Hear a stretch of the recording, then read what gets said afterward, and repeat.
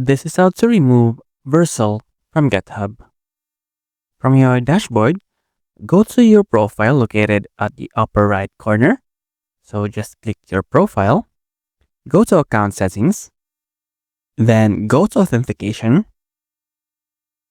From sign-in methods, go to GitHub, just click this three dots right here and click manage on GitHub.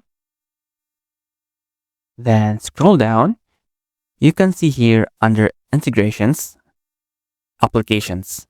So just click applications and you can see here Vercel. Just click configure.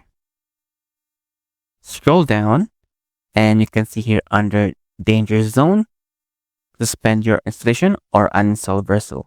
So we will uninstall Vercel and click OK. And we have just removed our Vercel application. We'll go back to Vercel, click this three dots again, and just click disconnect and click continue. So this is how to remove Vercel from GitHub.